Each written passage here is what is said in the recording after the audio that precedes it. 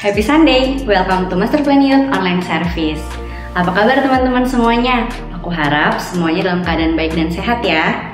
Gak kerasa kita udah di minggu pertama bulan Agustus. Dan hari ini kita akan dilayani oleh youth pastor kita, Kak Randy Chandra Dinata, dengan tema Free from Sin and Religious Pride.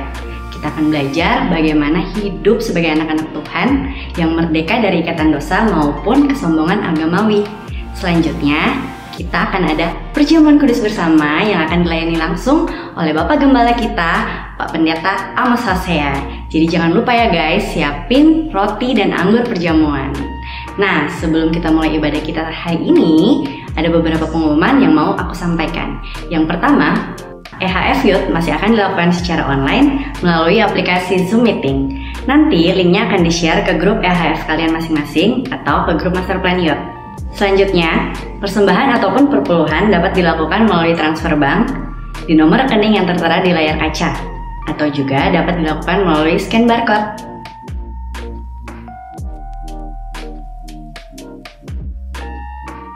Pengumuman selanjutnya, ibadah Master Plan Youth minggu depan akan dilayani oleh Pak Peter Chris dengan tema kebenaran yang memerdekakan.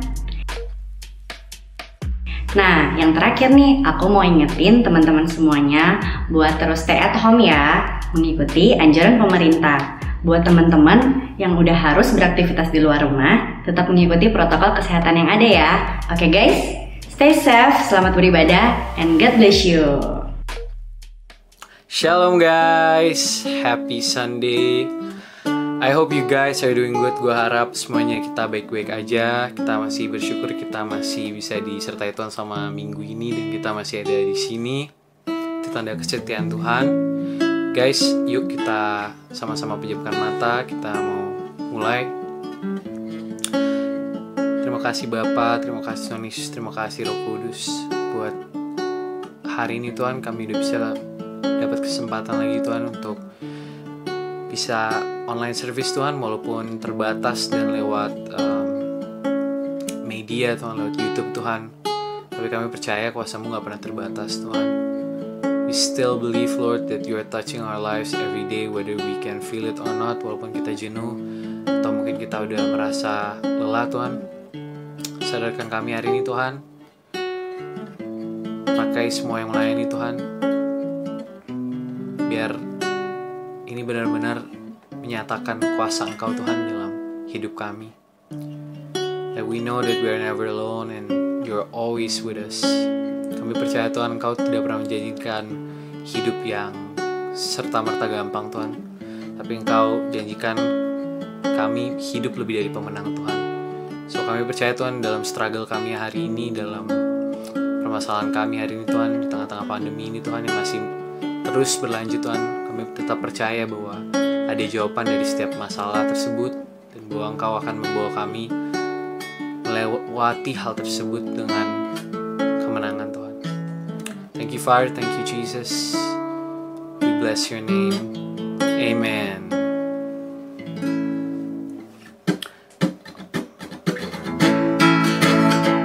Oke guys, ini lagu baru, but kita bisa sama-sama belajar lagi lagu ini. So, praise Him. Praise Him all of the nation.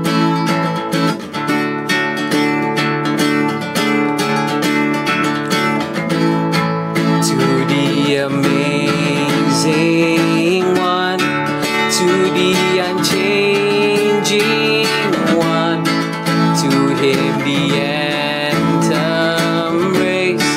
Lift up your hymns of praise for all the things He's done.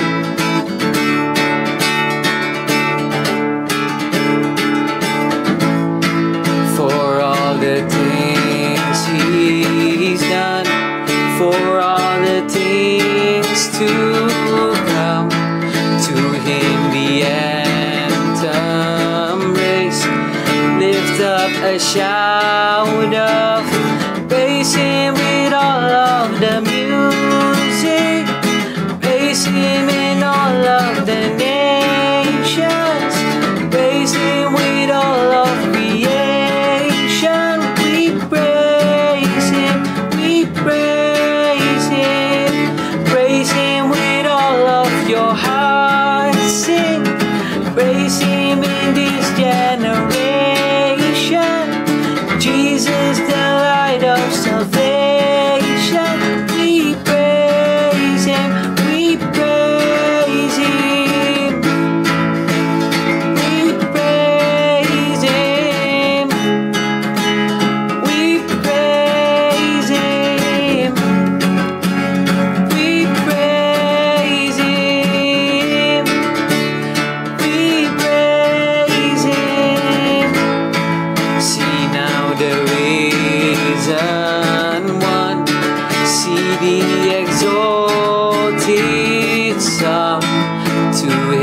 the anthem grace. Lift up your hymns of praise for all the things He's done.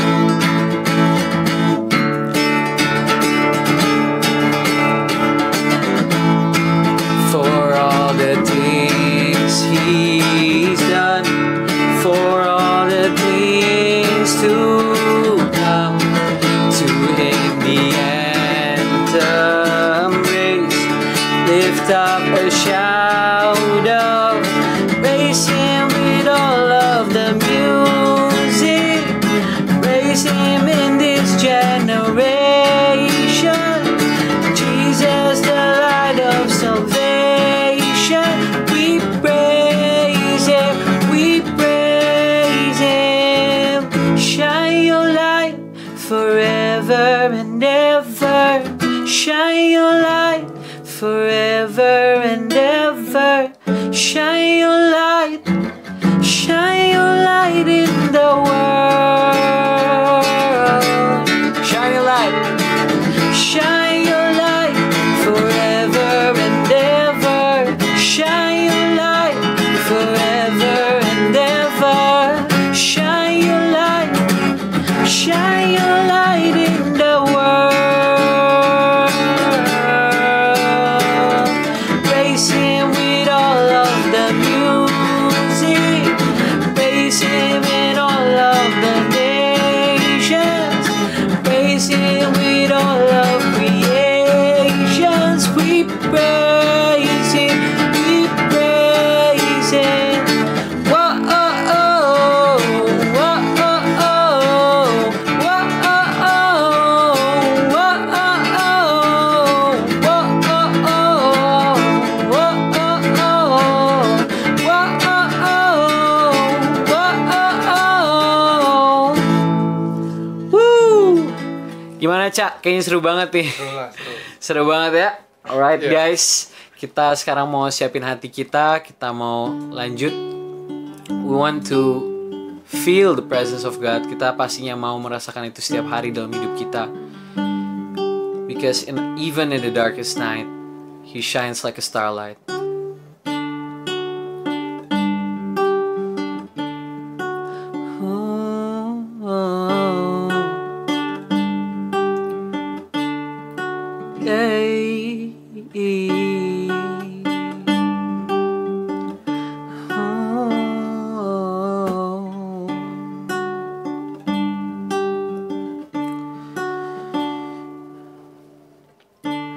You're like starlight in the dark. Endless miles can conceal you. Every glimmer is a spark,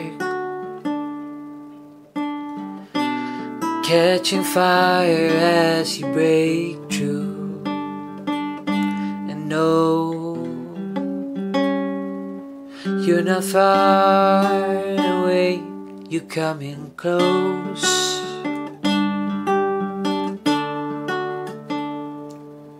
And no, even as I wait, you're coming close. Oh.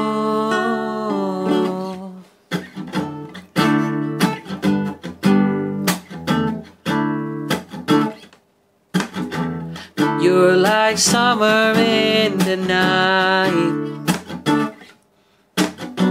The sun goes down, but I still feel you.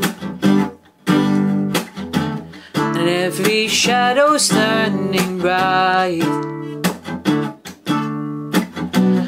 Every broken heart is made new. Oh, you're not far away, you're coming close.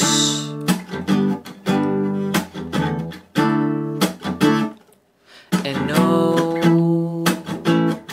even as I wait, you're coming close.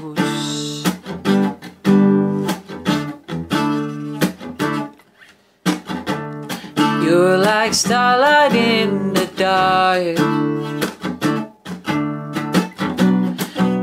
Endless miles can't see you, and every glimmer is a spark,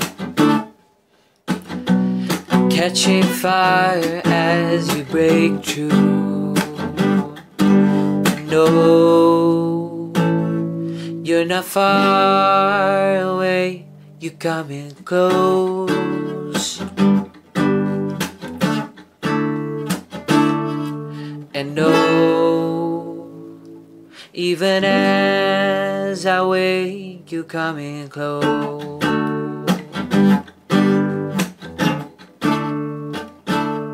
There's no heart unseen, there's no space between you and I, you and I. You are closer than the very oxygen I'm breathing in. I breathe you in. You are here with us. You are here with us, Emmanuel, Emmanuel. You are living in, your glory has no end. Jesus, Jesus, there's no heart unseen, there's no space between you and I, you and I. You are closer than the very oxygen I'm breathing in. Oh, I breathe you in. You are God with us. You are here with us, Emmanuel, Emmanuel. You are infinite, your glory has no end. Jesus, Jesus.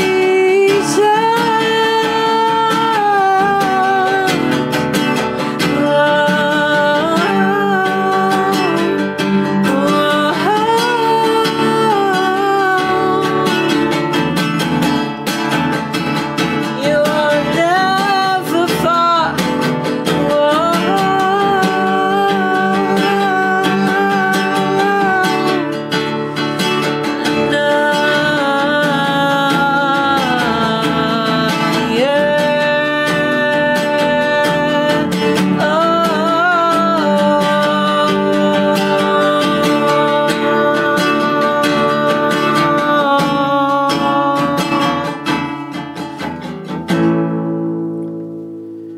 You're not far away, you coming close.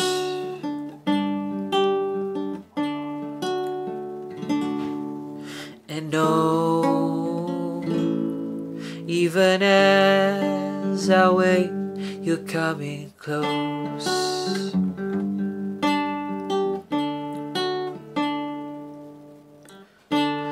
You're like starlight in the dark, endless miles can't conceal you. Every glimmer is a spark, every broken heart is made you.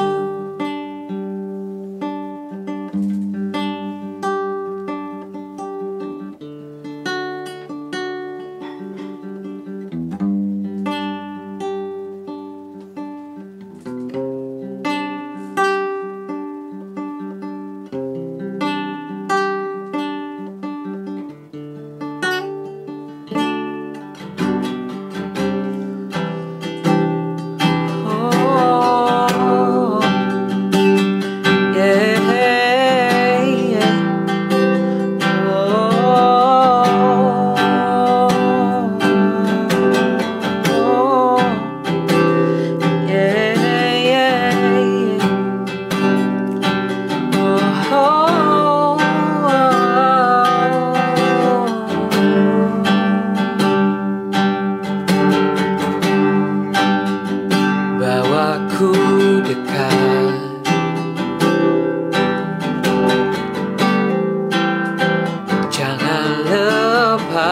lepaskan.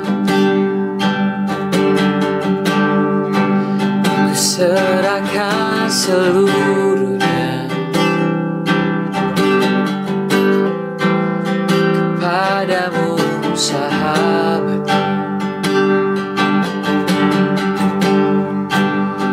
Kau yang ku rindu.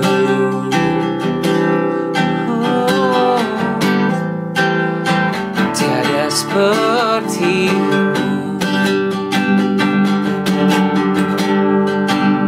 tak ada yang menggantikanmu.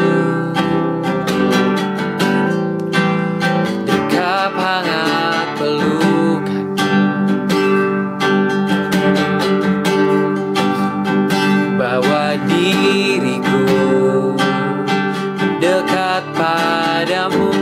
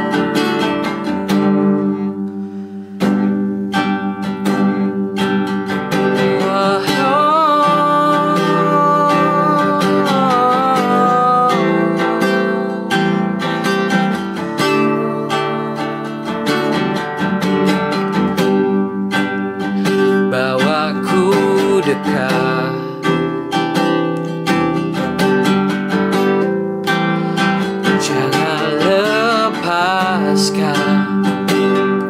Ku serahkan seluruhnya kepadamu, padamu, sahabat.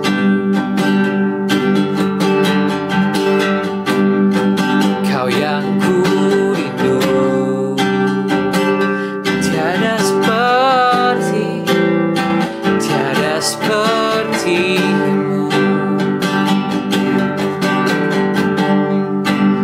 tak ada yang menggantikanmu. Dekap hangat pelukanmu, bawa diriku mendekat padamu.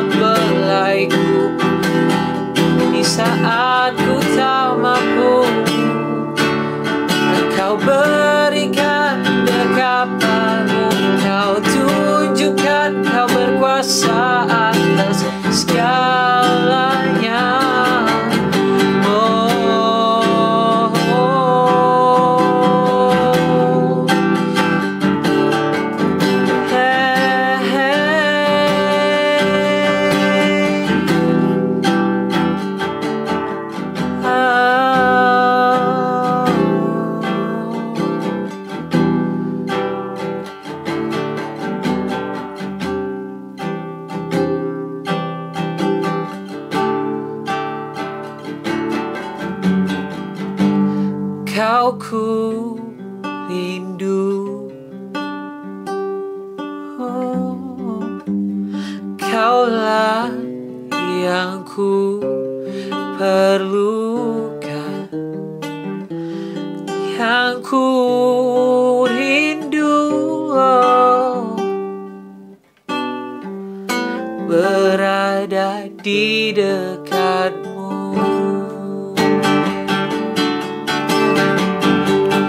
Kau ku rindu,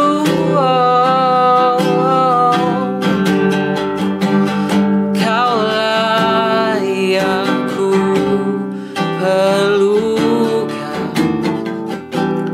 yang ku rindu,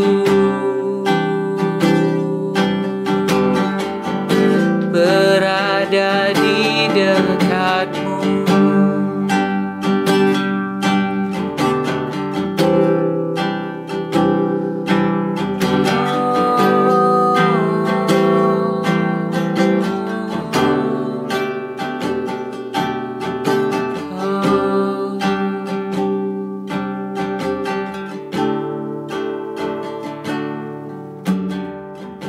Shalom orang-orang muda, kita akan menerima perjamuan kudus pada ibadah saat ini.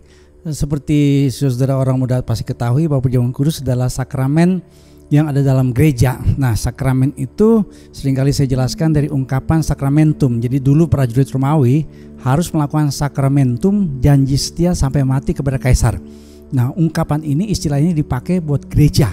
Jadi ketika gereja mengadakan perjamuan kudus yang kita sebut sakramen perjamuan kudus, itu artinya kita berjanji setia sampai mati kepada Tuhan Yesus.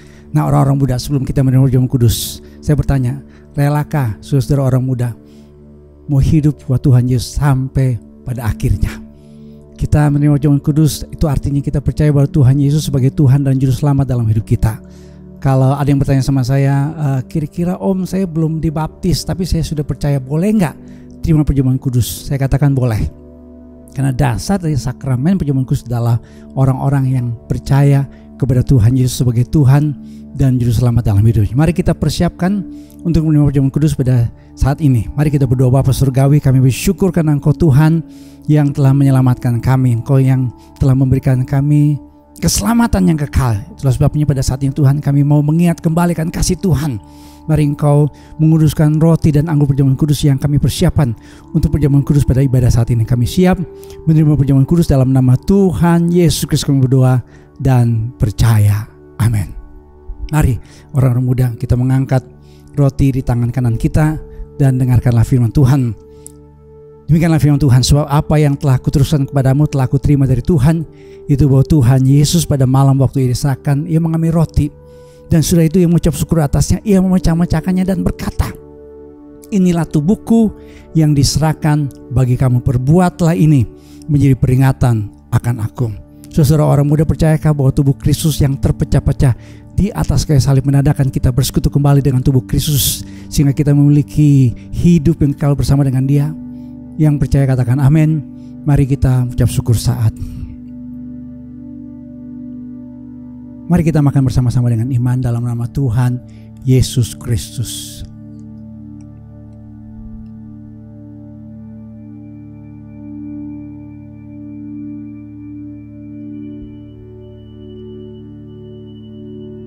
Puji Tuhan. Mari kita angkat cawan di tangan kanan kita dan dengarkanlah firman Tuhan.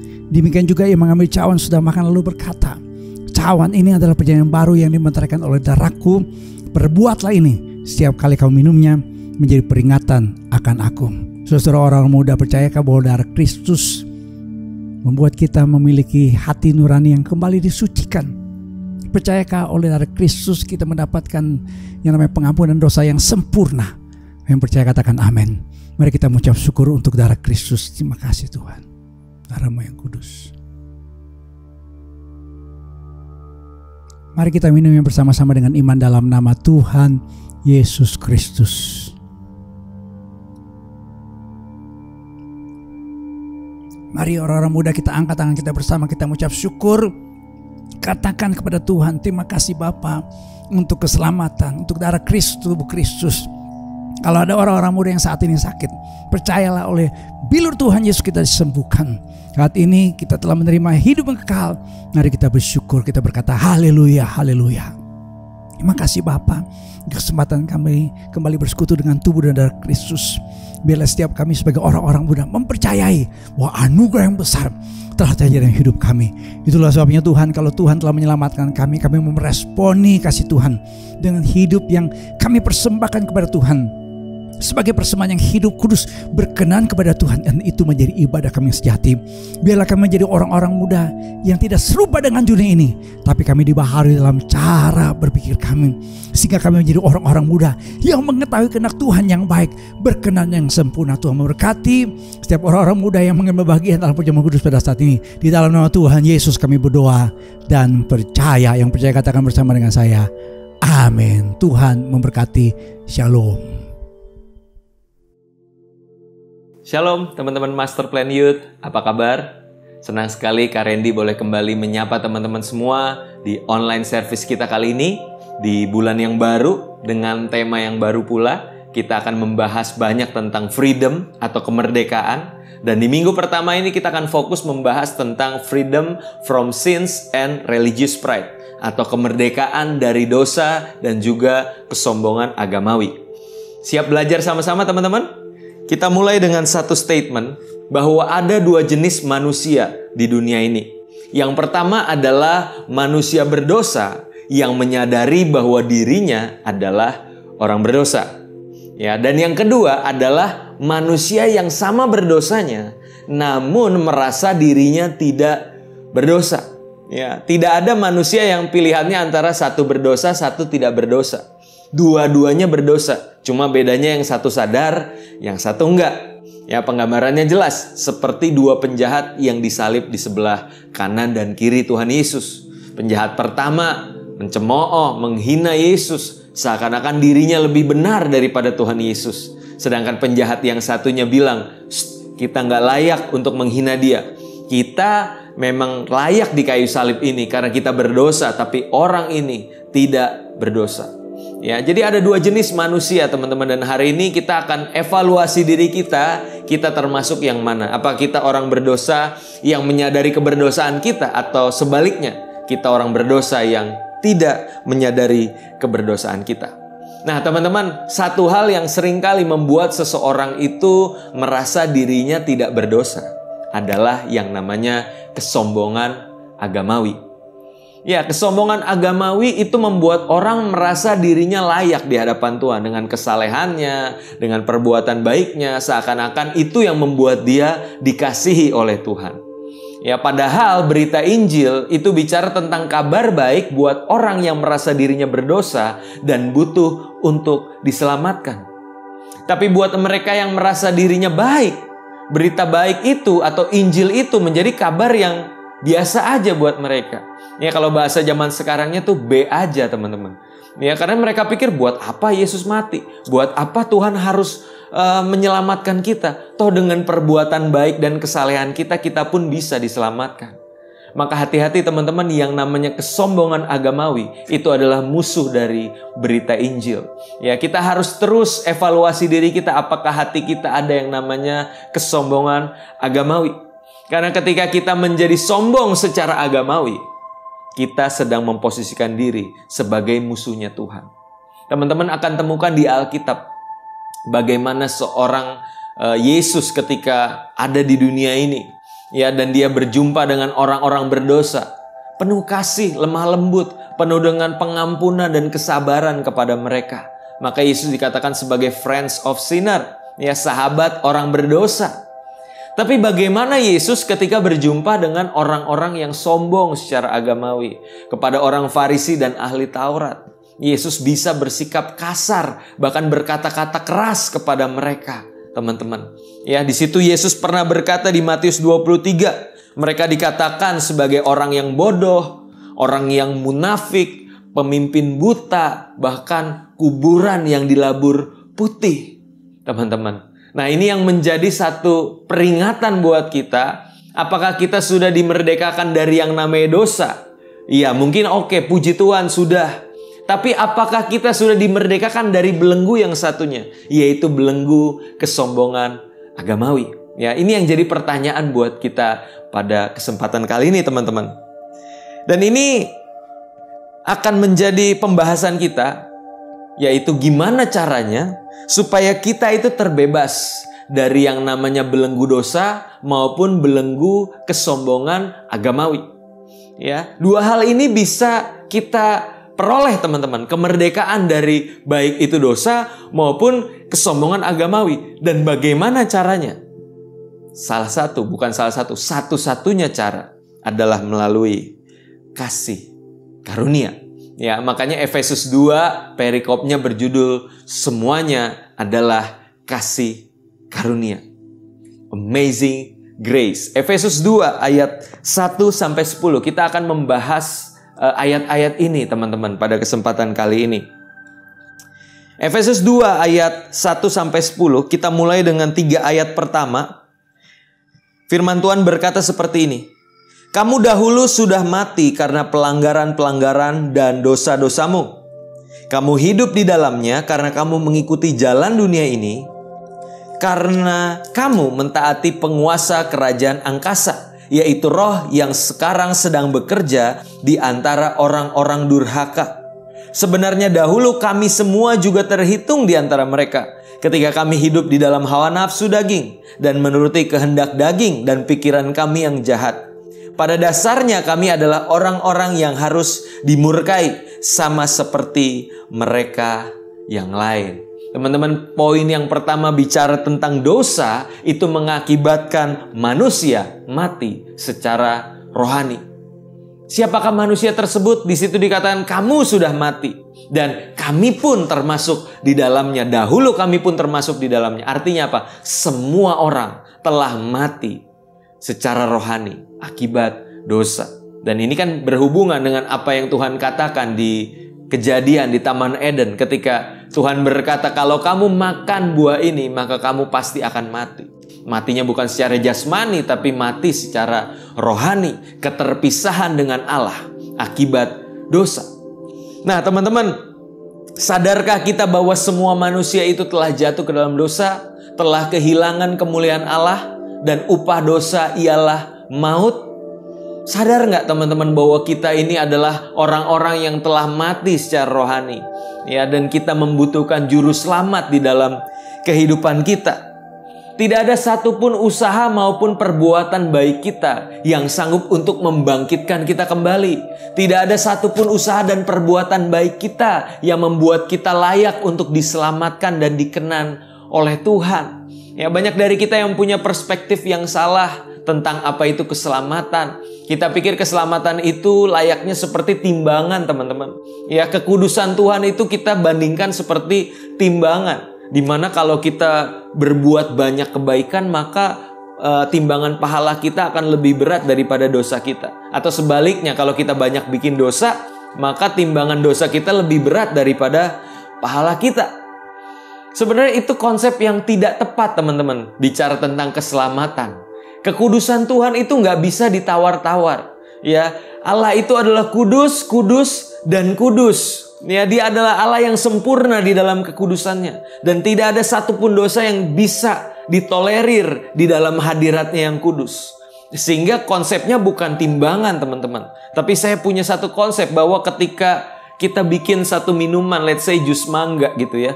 Lalu kita punya 5 buah mangga yang kita jus jadi satu. Dari 5 buah mangga itu 4 buah matang rasanya, teman-teman, baik rasanya, tapi ada 1 yang busuk. Bagaimana rasanya, teman-teman, ketika 5 buah mangga ini di blender, di jus menjadi jus mangga? Dan ternyata apa? Rasanya nggak enak. Loh, kan Kak, ini 4 buah matang loh Kak, cuma 1 yang busuk. Tapi kok rasanya nggak enak? Ya memang seperti itu, teman-teman. Begitupun dengan kekudusannya Tuhan. Nggak bisa ditolerir dengan dosa sekecil apapun. Ya, ada istilah nila setitik merusak susu sebelanga. Ya, artinya kekudusan Tuhan itu nggak bisa mentolerir dosa sekecil apapun. Dan itulah yang menjadi kabar buruk buat setiap kita. Bahwa kita nggak bisa menyelamatkan diri kita sendiri dan kita sedang menuju kepada kebinasaan akibat dosa dan pelanggaran kita. Tapi syukur kepada Allah, Injil disebut sebagai kabar baik. Kenapa kabar baik? Karena ayat 4 itu dimulai dengan kalimat ini, teman-teman. Tetapi Allah, ya, ketika manusia berdosa, manusia gagal, manusia telah kehilangan kemuliaan Allah. Ayat 4 berkata, tetapi Allah. Ya, inisiatif itu ada pada pihak Allah. Allah yang kaya dengan rahmat oleh karena kasih-Nya yang besar yang dilimpahkannya kepada kita, telah menghidupkan kita bersama-sama dengan Kristus, sekalipun kita telah mati oleh kesalahan-kesalahan kita. Oleh kasih karunia kamu diselamatkan. Amin, teman-teman. Ya, kita bersyukur punya Tuhan yang tetapi Allah. Dia yang berinisiatif untuk memulai. Karena begitu besar kasih Allah akan dunia ini, sehingga Ia mengaruniakan anaknya yang tunggal, supaya barang siapa percaya kepadanya tidak binasa, melainkan beroleh hidup yang kekal.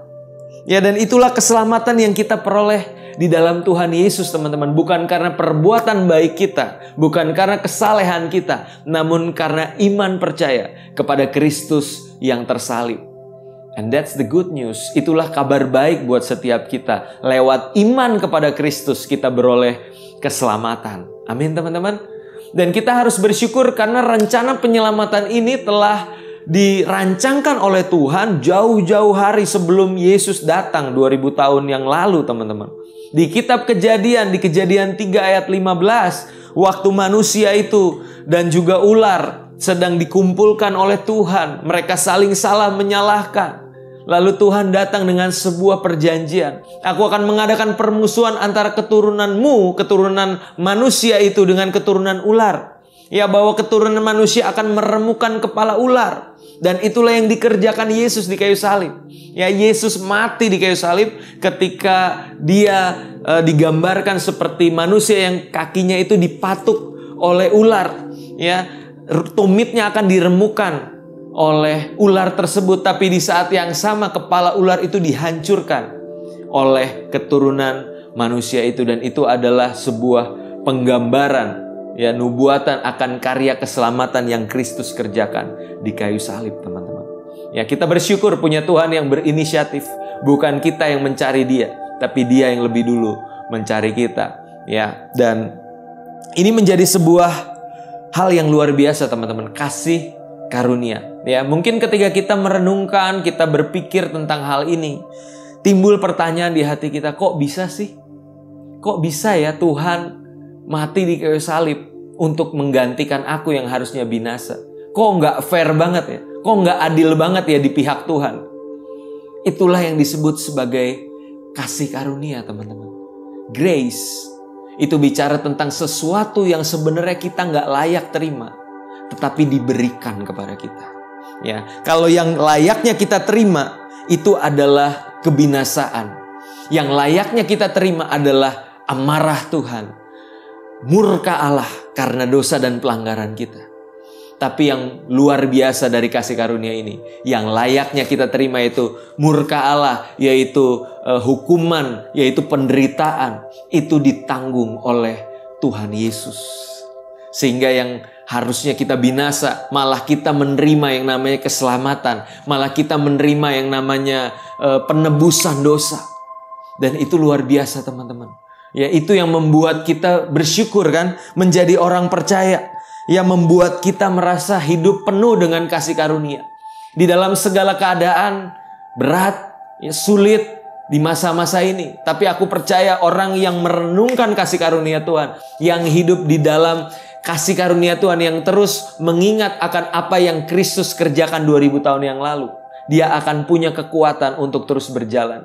Karena dia akan berkata bahwa semua boleh berlalu, semua boleh terjadi dalam kehidupanku, but Christ is enough for me. Yesus itu cukup buatku. Amin, teman-teman. Dan ini cuma bisa dikatakan oleh orang-orang yang hidup dan mengenal kasih karunia Tuhan Yesus. Ya, teman-teman, di sini juga kita akan menemukan bahwa orang yang hidup di dalam kasih karunia Tuhan otomatis pasti berubah, teman. Ya, mungkin ada yang berpikir kasih karunia itu akan membuat orang menyalahgunakannya untuk tetap tinggal di dalam dosa. Tapi buat saya, kasih karunia itu justru satu-satunya yang sanggup untuk mengubahkan seorang penjahat dengan sukarela datang kepada Tuhan dan minta untuk diubahkan oleh Dia. Ya, bukan karena takut, bukan karena intimidasi, bukan karena ancaman akan api neraka, tapi benar-benar karena dia merasa telah dikasihi dan diterima apa adanya. Bukan karena dia telah berbuat baik, tapi karena darah Kristus yang menyucikan dia, sehingga dia beroleh keberanian untuk menghampiri Tuhan. Dan kebenaran itulah yang membuat seorang berdosa itu rindu untuk datang kepada Tuhan. Ya, ini yang membedakan agama dengan kekristenan, teman-teman. It's about relationship. Ini tentang hubungan. Dan bagaimana kita meresponi kasih karunia ini, tentunya bukan dengan menyia-nyiakannya, tapi menjadikan ini sebagai power, menjadikan ini sebagai alasan yang kuat untuk aku mau hidup buat Tuhan di masa mudaku. Amin, teman-teman. Nah, berikutnya teman-teman, yang menarik dari kasih karunia itu adalah bukan cuma kasih karunia ini sanggup untuk melepaskan kita dari belenggu dosa, tapi kasih karunia yang sama itu sanggup untuk melepaskan kita dari yang namanya belenggu kesombongan agamawi. Wow, bagaimana ini bisa terjadi, teman-teman? Ayat 8 dan 9 dengan jelas menyatakan di Efesus 2. Sebab karena kasih karunia kamu diselamatkan oleh iman. Itu bukan hasil usahamu tetapi pemberian Allah. Itu bukan hasil pekerjaanmu. Jangan ada orang yang memegahkan diri. Teman-teman, untuk kita beroleh keselamatan di dalam Tuhan, itu bukan karena usaha dan perbuatan kita, tapi karena pemberian Allah. Maka jangan ada orang yang memegahkan diri. Jangan ada orang yang sombong. Gak nyambung kan kalau kita dikasih keselamatan tapi kita sombong. Kalau kita mau sombong, kalau kita mau bermegah, bermegahlah kepada Dia, bagi Dia yang telah menyelamatkan kita. Kalau bagi diri kita sendiri, gak ada sebenarnya ruang sama sekali untuk yang namanya kesombongan, teman-teman. Ya, makanya agak-agak gak nyambung sih kalau kita sebagai orang Kristen petantang-petenteng, merasa diri lebih superior dari yang lain, lalu kita punya hubungan sama Tuhan juga sembarangan. Gak mungkin, teman-teman, karena kita udah ngalamin kasih karunia yang menyelamatkan kita bukan karena usaha dan perbuatan kita, tapi karena kemurahan Tuhan. Amin, teman-teman. Ya, selanjutnya bagaimana kita mengaplikasikan kebenaran ini di dalam kehidupan kita sehari-hari? Oke Kak, kalau gue selamat karena kasih karunia, gue gak bisa sombong. Lalu bagaimana gue mengaplikasikannya dalam hidup sehari-hari? Ya, ada dua hal, teman-teman, yang mau gue share kesempatan kali ini. Ya, yang pertama adalah bahwa ketaatan dan pengabdian kita tidak lagi dianggap sebagai jasa, melainkan sebuah kesukaan untuk bisa menyenangkan hati Bapa. Ya, ini yang menarik dari orang yang menyadari bahwa dirinya selamat karena kasih karunia. Ketika mereka taat kepada Tuhan, ketika mereka mengabdi kepada Tuhan, mereka tidak memperhitungkan itu sebagai jasa, sesuatu yang mereka lakukan supaya Tuhan tuh merasa Tuhan berhutang sama mereka dan mereka layak untuk mendapatkan berkat-berkat Tuhan. No. Orang yang selamat karena kasih karunia menyadari bahwa ketaatan dan pengabdian itu bukan jasa bagi mereka, tapi itu adalah kesukaan untuk terus menyenangkan hati Bapa dan berusaha membalas kebaikan Bapa yang tidak mungkin bisa terbalaskan sebenarnya. Ya, ada satu kejadian menarik di Alkitab tentang anak yang hilang. Ya, seringkali kita menyoroti bagaimana anak yang hilang ini telah berdosa, telah meninggalkan bapaknya, lalu dengan kasih karunia Bapa dia diterima kembali dan dipulihkan hidupnya. Tapi ada satu pribadi lain yang menjadi seringkali tidak mendapatkan perhatian dari kisah ini, yaitu si anak sulung, ya, si kakak. Yang ketika anak bungsunya pulang, dia malah ngambek, teman-teman. Ya, di sini dikatakan di Lukas 15 ayat 29. Ketika dia melihat ayahnya membuat pesta untuk anak bungsunya, maka Si kakak ini berkata, telah bertahun-tahun aku melayani Bapa dan belum pernah aku melanggar perintah Bapa. Tetapi kepadaku belum pernah Bapa memberikan seekor anak kambing untuk bersukacita dengan sahabat-sahabatku. Lihat teman-teman, bahwa si kakak ini menjalani kehidupannya bertahun-tahun, aku telah mengabdi kepada Bapa, melakukan kehendak Bapa. Tapi aku gak pernah dipestai. Lihat. Orang ini merasa bahwa perbuatan baiknya itu adalah jasa. Dan dia harus menerima kembali apa yang telah dia lakukan. Ya, padahal menarik di ayat 31 di situ ayahnya berkata seperti ini. Anakku, engkau selalu bersama-sama dengan aku. Dan segala kepunyaanku adalah kepunyaanmu. Bisa loh tinggal di rumah, tinggal di hadirat Bapa, tapi gak kenal isi hati Bapa. Sudah selama ini engkau bersama-sama dengan aku. Dan apa yang menjadi kepunyaanku adalah kepunyaanmu juga. Ya, gagal menangkap isi hati Bapa, teman-teman. Tapi buat orang yang mengenal kasih karunia, dia gak akan menyalahartikan kebaikan Bapa buat orang-orang berdosa. Justru dia ikut senang, dia ikut berbahagia ketika melihat Bapa juga mengasihi dan menyatakan kasih karunia-Nya kepada orang-orang lain. Dan disinilah pentingnya kita mengenal bahwa ketaatan dan juga pengabdian kita itu bukanlah jasa, tapi adalah kesukaan. Karena Tuhan telah lebih dulu mengasihi kita. Amin teman-teman, itu yang pertama. Dan yang kedua, kita tidak merasa diri lebih benar dari orang berdosa. Yang ada bukan timbul self-righteous, tapi yang ada adalah belas kasihan ketika melihat orang yang berdosa di sekitar kita. Orang yang mengenal kasih karunia pasti berbelas kasihan kepada orang yang lainnya. Karena dia akan berkata seperti Paulus berkata, dahulu kami termasuk di dalamnya, orang-orang yang mati secara rohani, orang-orang yang layaknya binasa. Tapi buat orang-orang yang sombong secara agamawi, ketika memandang orang yang tidak lebih baik dari dia, dia akan mencemooh mereka dan merasa selalu lebih benar daripada mereka. Dan Yesus pernah memberikan satu perumpamaan tentang dua orang yang datang ke bait Allah, teman-teman. Ada seorang Farisi dan seorang pemungut cukai ketika itu datang ke bait Allah. Orang yang Farisi itu berkata, ya Allah, aku mengucap syukur kepadamu karena aku tidak sama seperti semua orang lain. Bukan perampok, bukan orang lalim, bukan pezina, dan bukan juga seperti pemungut cukai ini. Aku berpuasa 2 kali seminggu, aku memberikan 1/10 dari segala penghasilanku. Wow, ini adalah satu prestasi-prestasi agamawi, teman-teman. Tapi dari prestasi-prestasi ini dia malah menyombongkan dirinya. Dia nggak kenal apa itu kasih karunia. Dia nggak sadar dari mana dia berasal.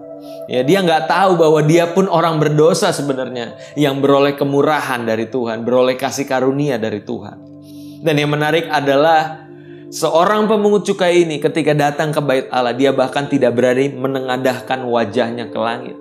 Dia menunduk dan sambil memukul dirinya ia berkata, ya Allah, ampunilah aku orang berdosa ini. Dan yang menarik adalah bahwa di akhir cerita ini Yesus berkata bahwa pemungut cukai ini adalah orang yang dibenarkan di hadapan Tuhan. Karena barang siapa meninggikan diri, ia akan direndahkan, dan barang siapa merendahkan diri, ia akan ditinggikan.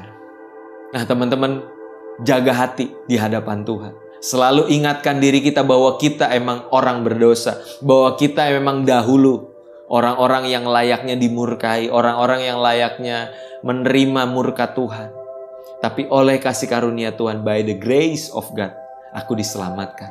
Sehingga ketika kita memandang orang-orang yang juga masih di dalam dosa, yang masih belum bisa move on dari dosa-dosanya, kita nggak datang dengan penghakiman, tapi kita datang dengan belas kasihan untuk mengajak mereka juga untuk berjumpa dengan Yesus, untuk mereka boleh menerima kasih karunia yang sama. Amin teman-teman. Ya, saya berdoa biar kesempatan kali ini kita semua menyadari bahwa kita adalah orang-orang berdosa yang beroleh kasih karunia di hadapan Tuhan. Jangan lagi hidup di dalam dosa, teman-teman. Yesus sudah mati di kayu salib untuk itu semua, sehingga kita nggak perlu lagi tinggal di dalamnya. Dan Yesus mati di kayu salib untuk memutuskan belenggu kesombongan agamawi di kehidupan kita. Dan kita akan menjadi orang-orang yang benar-benar merdeka di dalam Tuhan. Amin buat firman Tuhan, semoga menjadi berkat buat kita semua. Mari kita satu di dalam doa. Bapa dalam surga, kami mengucap syukur Tuhan Yesus buat kesempatan kali ini, buat firman Tuhan yang telah kami dengar dan kami renungkan, bahwa di dalam Engkau kami beroleh kemerdekaan yang sejati Tuhan, bahwa di dalam Engkau membawa kami untuk dilepaskan dari belenggu dosa dan belenggu kesombongan agamawi.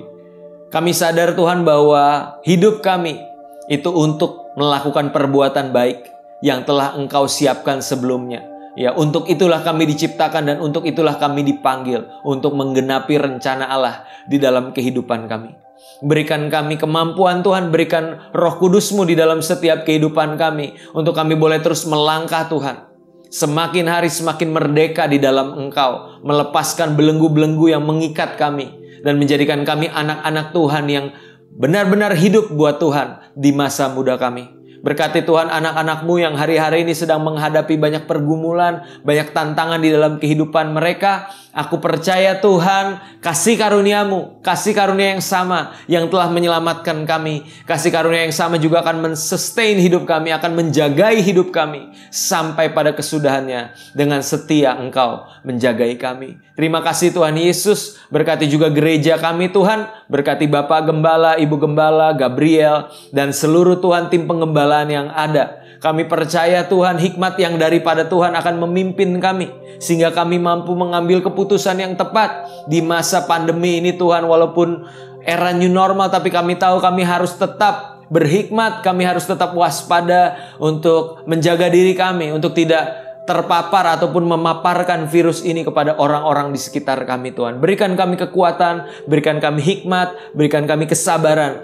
untuk menjalani hari-hari kehidupan kami. Terima kasih Tuhan Yesus untuk kesempatan kali ini. Kami akan usaikan ibadah kami. Kami mau menerima berkat-berkat yang daripada Tuhan. Mari arahkan hati kita kepada Tuhan. Tuhan Yesus memberkati engkau. Tuhan Yesus memberkati keluargamu. Tuhan Yesus memberkati papa dan mamamu. Tuhan Yesus memberkati saudara dan saudarimu. Tuhan Yesus memberkati studimu. Tuhan Yesus memberkati pekerjaanmu. Tuhan Yesus memberkati engkau dengan pasangan hidup yang daripada Tuhan. Tuhan Yesus memberkati ibadah dan pelayananmu. Tuhan Yesus memberkati engkau untuk menjadi berkat buat banyak orang. Oleh karena itu terimalah segala berkat yang daripada Tuhan. Kasih karunia dari Bapa kita di sorga, cinta kasih dari Tuhan kita Yesus Kristus, pimpinan, penghiburan, pengurapan Roh Kudus menjadi bagian hidup kita mulai hari ini sampai Maranatha Yesus datang kedua kali. Semua yang diberkati Tuhan sama-sama kita katakan amin. Happy Sunday guys, Tuhan Yesus memberkati. Sampai ketemu lagi. Bye-bye.